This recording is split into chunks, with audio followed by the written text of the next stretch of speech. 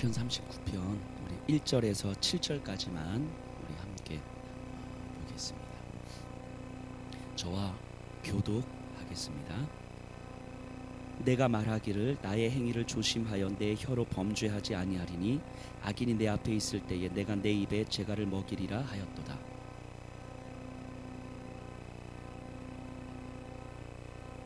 내 마음이 내 속에서 뜨거워서 작은 소리로 읊조릴 때에 불이 붙으니 나의 혀로 말하기를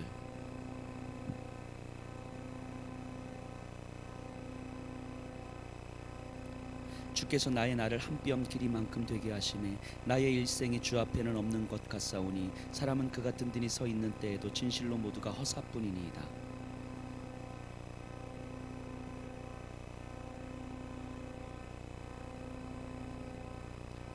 함께 고백합니다. 주여 이제 내가 무엇을 바라리요 나의 소망은 주께 있나이다. 아멘. 이 39편의 말씀은 다윗의 개인 탄식 시입니다. 지금 구체적으로 어떤 상황인지 모르겠지만 다윗은 굉장히 답답한 상황에 처해 있는 것 같아요. 뭔가 할 말이 있습니다. 저놈 나쁜 놈이라고 말하고 싶고, 아니면 내가 너무 억울하다고 말하고 싶고, 아니면 누구의 잘못도 아니지만 내 안에 힘겨움이 쌓여서 도저히 내 스스로 견딜 수가 없어서 폭발하기 일보 직전인 그런 상황인데 꾹꾹 눌러 참고 있는 거예요. 지금 다윗이요. 우리 1절 2절 제가 한번 읽어볼게요. 내가 말하기를 나의 행위를 조심하여 내 혀로 범죄하지 아니하리니 악인이 내 앞에 있을 때에 내가 내 입에 재갈을 먹이리라 하였도다. 내가 잠잠하여 선한 말도 하지 아니하니 나의 근심이 더 심하도다. 선한 말도 하지 못하는 그런 상황. 그래서 꾹꾹 눌러 참고 있는 상황인데 그러면 그럴수록 나의 근심이 더 해가는 거죠. 힘겨움이 더 해가는 거죠. 뭔가 원망과 불평을 해야만 하는 상황인데 그걸 할 수가 없어서 꾹꾹 누르고 있는데 힘든 거예요. 그런데 이렇게 꾹꾹 눌러 참고 있는 이유가 무엇이냐면 4절 5절이에요. 제가 읽어볼게요. 여호와여 나의 종말과 연한이 언제까지인지 알게 하사 내가 나의 연약함을 알게 하소서. 주께서 나의 날을 한 뼘 길이만큼 되게 하심에 나의 일생이 주 앞에는 없는 것 같사오니 사람은 그가 든든히 서 있는 때에도 진실로 모두가 허사뿐이니이다. 자, 이 4, 5절의 고백이 어떤 의미입니까? 이 세상에서 나의 삶은 하나님의 관점에서 볼 때는 한 경점에 지나지 않을 뿐이며 영원하신 주님 앞에서는 아무것도 아닌 그 연약한 존재임을 아는 거예요. 모든 것이 하나님의 주권 안에 있음을 아는 거예요. 그러니까 지금 이 상황, 내가 꾹꾹 눌러 참고 있지만 힘겨워 죽을 것 같은 이 상황도 결국 하나님 앞에서 아무것도 아니라는 걸 알기 때문에 지금 내가 막 내 분을 표출하고 억울함을 표출할 수가 없는 거예요. 그냥 하나님의 손 안에 있다는 걸 아니까. 그런데 그러니까 더 힘든 거예요. 그러니까 무슨 말이냐면 그거를 알기 때문에 더 힘든 거예요. 주님 앞에 지금 나의 상황은 정말 아무것도 아니고 영원을 꿈꿀 때에 한 경점에 지나가는 시간이라는 건 알겠는데, 그런데 지금 마음이 무너지는 거예요. 영원을 알기 때문에 하나님을 포기할 수는 없는데 그렇다고 지금은 모든 것을 포기하고 싶은 마음은 없는 거예요. 이걸 알고 있기 때문에 꾹꾹 눌러 참고 있는데 그러니까 더 힘든 거예요. 하나님 앞에서 지금은 정말 지나가는 순간이고 이 순간이 지나가서 하나님 나를 분명히 훈련시켜 주셨음을 내가 고백하게 될 거야, 알아요.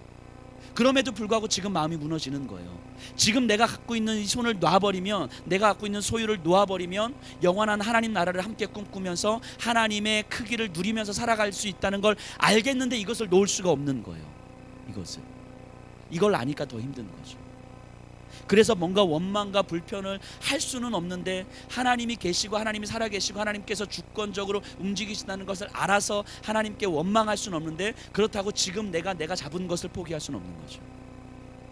그래서 힘든 거예요. 다윗은 그 사이에서 하나님을 알고 있지만 여전히 내 것을 움켜쥐는 것을 놓을 수가 없는 이 상황 앞에서 꾹꾹 눌러 참으면서 이를 악물고 참으면서 힘든 거예요. 그래서 깊은 마음의 근심을 가지고 주님 앞에 외치고 있는 거예요.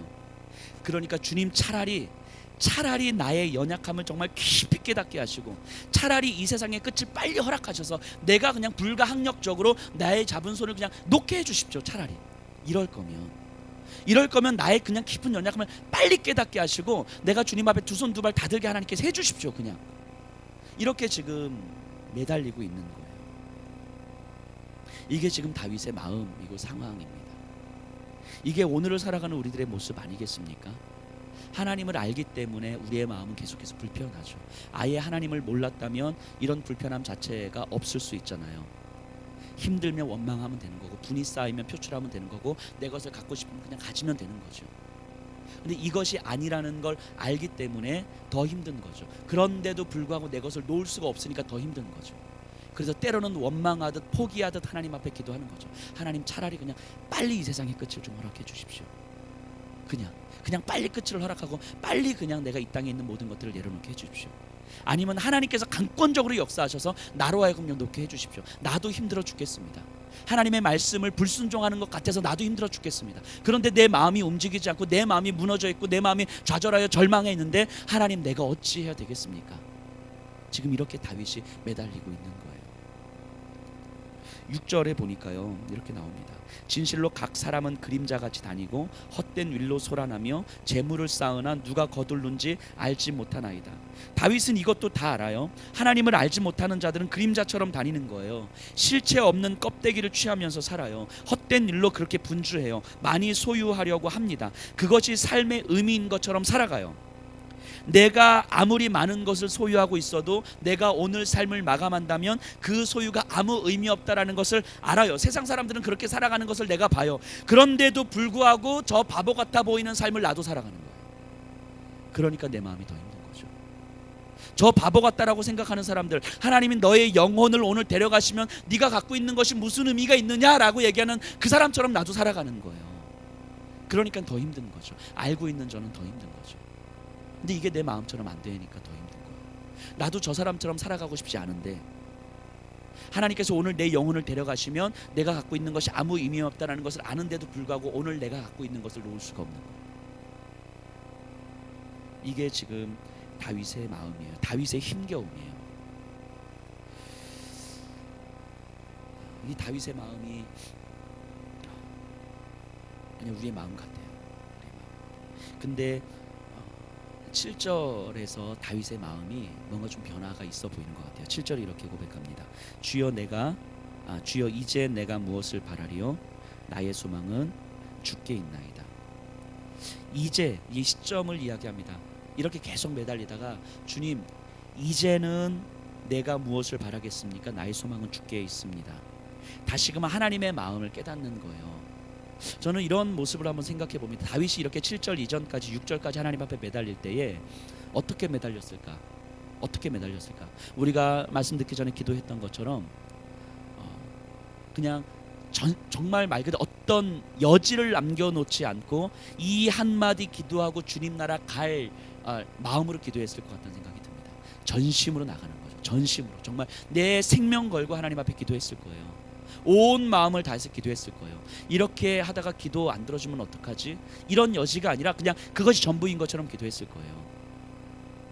마치 이런 것처럼 좀 우스갯소리지만 예전에 어떤 마을에서 비가 너무너무 오지 않아서 사람들이 너무 힘든 거예요. 마을에 막 가뭄이 들고 곡식이 없고 막, 그래서 온 마을 사람들이 모여서 교회에 모여서 기도하기 시작합니다. 하나님, 정말 비 오게 해주십시오. 하늘에서 비가 내리게 해주십시오. 간절하게 기도했습니다. 근데 기도가 끝나자마자 하늘에서 비가 내린 거예요. 사람들이 얼마나 감사했겠습니까? 얼마나 감사했겠어요. 근데 문제가 생긴 거죠. 아무도 우산을 가져오지 않은 거예요. 아무도. 우리의 기도가 이럴 수 있는 거예요. 간절하게 하나님 앞에 비 오게 해달라고 매달리지만 우산을 들고 가진 않는 거예요. 그런 기도가 오늘날 우리들의 기도일 수도 있는 거죠. 하나님 앞에 비 오게 해달라고 간절하게 내 생명 걸고 기도한다면 올 것을 믿고 우산 들고 가는 거 맞는 거잖아요. 우리의 기도가 많은 여지를 남겨놓는 기도일 수 있겠다는 생각을 하게 됩니다. 근데 다윗은 아마 그런 여지 없이 온전히 전심으로 매달리는 기도의 자리에서 나갔을 거예요. 그때 하나님께서 다윗에게 허락하셨던 마음일 거예요. 마치 홍해 바다 앞에서 모세가 죽음의 위협 앞에서 어떤 여지도 없는 상황 앞에서 하나님 앞에 생명 걸고 매달렸을 때 주님께서 그 마음 가운데 허락하셨던 것처럼, 그래서 이스라엘 백성들 앞에서 너희는 가만히 있어 주가 하나님됨을 알지어다 이렇게 선포했던 것처럼 다윗 가운데 그렇게 마음을 주셨을 거예요. 근데 이 마음은요, 내 소망이 주께 있습니다. 이거는 그럼 세상이냐 하나님이냐, 돈이냐 하나님이냐 선택하라, 이런 게 아니에요. 이런 게 아닙니다. 여기 계신 분들에게 돈을 선택하실 것입니까? 하나님을 선택하실 것입니까? 라고 물어보면 마음이 힘들잖아요. 그렇죠. 마음이 힘드시죠. 돈을 선택할 겁니까? 하나님을 선택할 겁니까? 우리의 정답은 머릿속은 알고 있지만 실질적으로 그거 선택하기는 마음 힘드시잖아요. 그래서 이런 질문을 던지면 갑자기 고개를 확 숙이시는 거 아닙니까? 그렇죠? 이 나의 소망은 주께 있습니다. 이 말은요, 돈이냐 하나님이냐를 선택하는 얘기가 아니에요. 내 마음에 내가 하나님께 소망을 둔다는 건 하나님의 마음으로 이 세상을 보는 걸 의미하는 거예요. 세상이냐 하나님이냐를 선택하는 것이 아니라 하나님의 마음으로 세상을 보는 거예요. 하나님의 마음으로 돈을 보는 거예요. 하나님의 마음으로 사람을 보는 거예요. 자녀냐 예수님이냐 이런 선택이 어디 있어요. 하나님의 마음으로 자녀를 보는 거죠. 하나님께 소망을 둔다는 말은 이런 거예요. 정치의 영역에서 보면 우리는 많이 이런 걸 느끼잖아요. 진보냐 보수냐, 내 이해관계를 따져서 이쪽이냐 저쪽이냐를 따지는데, 실제로 하나님의 마음으로 이 현실을 보고 정치를 본다는 건 진보냐 보수냐, 누군가의 이익이 가느냐가 아니라 무엇이 옳은가잖아요. 무엇이 정의로운가잖아요. 무엇이 공평한가, 무엇이 사랑과 존중의 질서를 만들어가는 거잖아요. 이건 누구에 따른 것도 아니고 하나님의 마음으로 현실을 바라볼 때에 하나님의 가치가 무엇인가를 가지고 바라보는 거죠. 하나님께 나의 소망은 주께 있습니다 라고 하는 건 예수님의 마음으로 이 세상을 보는 걸 의미하는 거예요. 예수님의 마음을 품는 거예요. 왜냐하면 예수님은 옳으시니까 그 예수님의 마음을 품으면 그것이 옳은 거죠. 그러니까 이거냐 저거냐의 문제가 아니라 하나님의 마음으로 지금 내 상황을 바라볼 수 있는 눈을 하나님은 은혜로 허락하는 거예요. 그래서 9절에 다윗은 이렇게 고백합니다. 내가 잠잠하고 입을 열지 아니함은 주께서 이를 행하신 까닭이니이다. 잠잠하고 입을 열지 아니함은, 이건 이런 말이에요. 잠잠하다는 말은 과거형으로 쓰였어요. 그러니까 입을 열지 아니하다는 미래형으로 쓰여져 있습니다. 그러니까 이런 말이에요. 내가 이제까지 잠잠했고 또 앞으로도 입을 열지 않을 것입니다. 이 고백인 거예요. 왜냐하면 주님께서 항상 오르시고 오르신 주님이 행하시기 때문입니다. 이거예요. 그럼 이걸 다시 한번 맥락 속에서 해석하면 이런 거예요. 이제까지 내가 잠잠했었는데 잠잠한 것이 이를 악물고 참을 만큼 힘겨운 일이었는데 어느 순간 하나님께서 제 안에 마음을 주셔서 하나님의 마음으로 내 상황을 보게 하시고 하나님의 마음으로 원수들을 보게 하시고 하나님의 마음으로 이 시대를 보게 하심으로 말미암아 결국 오르신 하나님께서 분명히 행하실 것이기 때문에 하나님의 마음이 아닌 내 입을 열지 않겠습니다. 이런 얘기를 하고 있는 거예요. 하나님의 마음이 아닌 다른 방식의 내 입을 열지 않을 것입니다. 지금 다윗이 이것을 고백하고 있는 거예요. 그래서 12절에 이렇게 마무리가 됩니다. 여호와여 나의 기도를 들으시고 나의 부르짖음에 귀를 기울이소서. 내가 눈물 흘릴 때에 잠잠하지 마옵소서. 나는 주와 함께 있는 나그네이며 나의 모든 조상들처럼 떠도나이다. 나의 눈물을 외면하지 말아 주십시오. 이런 얘기 아니겠습니까? 외면하지 말아 주십시오. 무슨 의미입니까? 하나님 지금 방금 나에게 응답하신 것처럼, 마음 주신 것처럼 하나님의 마음을 항상 나에게 허락하셔서 앞으로 내가 어떤 상황과 어떠한 일을 당한다 할지라도 그 하나님의 마음으로 이 상황과 이 시대를 하나님 보게 하여 주십시오. 하나님 나와 함께 하시면 은혜가 바로 그런 거 아닙니까? 그래서 나는 주와 함께 있는 나그네이며 이 땅에 머물 자가 아닌 거를 하나님 내가 인정하게 해주십시오. 이 땅에 거처를 삼을 자가 아니라는 걸 내가 인정하게 해주십시오. 그러니까 내가 오직 바라볼 수 있는 눈은 하나님의 눈이고 이 땅은 잠시 지나가는 나그네의 한 경점과 같은 것이며 영원한 하나님의 나라가 지금 나에게 준비되어 있다는 그 하나님의 마음으로 내가 지금 이 땅을 보게 해주십시오. 그 은혜를 누리게 해주십시오. 이렇게 이야기를 하는 거죠. 그러니까 그런 다윗에게 있어서 많은 돈을 가지고 있고 많은 권력을 가지고 있지만 이것은 또한 언제라도 놓을 수 있는 것이 되는 거예요. 그러니까 그런 다윗에게 하나님은 왕의 자리를 허락하신 거겠죠. 그런 준비가 되어 있지 않았다면 왕의 자리를 허락하지도 않으셨을 것입니다. 다윗은 이것을 간절하게 품고 있는 거예요. 간절함. 하나님의 마음으로 이 시대를 보게 해주십시오. 하나님의 마음으로 지금 내 상황을 보게 해주십시오. 하나님의 마음이 내 안에 없으면 나는 내 경험과 내 지식으로 내 상황을 보게 될 터인데, 그러니까 이제까지 내가 이렇게 힘들었던 거 아닙니까? 그래서 앞으로 내가 입을 열지 않을 것입니다. 주님 마음이 아니고서는 입을 열지 않을 것입니다. 그런데 그러려면 주님의 은혜가 필요합니다. 내 눈물을 외면하지 말아 주십시오. 간절하게 매달리는 거예요. 이 39편을 묵상하면서 저에게 이런 질문을 던졌습니다. 다윗의 간절함은 분명하잖아요. 어려운 상황에서 벗어나게 해주십시오, 이런 거 아니었잖아요. 하나님의 마음으로 이 상황을 보게 해주십시오, 이거였잖아요. 하나님의 눈으로 이 시대를 보게 해주십시오. 하나님의 눈으로 나를 보게 해주십시오. 이것이 아니게 될까봐 두렵습니다. 이게 다윗의 간절함이었잖아요. 저는 이렇게 질문 던져봤습니다. 과연 나에게 있어서 정말 나의 간절함이 과연 무엇인가? 나의 간절함은 과연 무엇인가? 내가 지금 뭐 때문에 그렇게 간절하고 있는가? 내가 뭐 때문에 그렇게 주님 앞에 지금 매달리고 있는가? 아니 실제 나에게 그 간절함이 있는가? 이런 질문을 좀 던져보게 됩니다. 우리 스스로에게 이런 질문을 던져봤으면 좋겠습니다. 과연 나에게 간절함이 있는가? 주님 앞에 매달릴 만한 간절함이 있는가? 그 간절함이 과연 무엇인가? 다윗과 같은 이런 간절함인가? 아니면 내 소유를 늘리고자 하는 간절함인가? 내가 어려운데 이 힘겨운 상황 속에서 넘어서기를 바라는 그런 간절함인가? 과연 나는 어떤 간절함을 품고 있는가? 질문 던져봤으면 좋겠습니다. 그리고 다윗이 품고 있는 이 간절함이 저는 우리들의 간절함이었으면 좋겠습니다.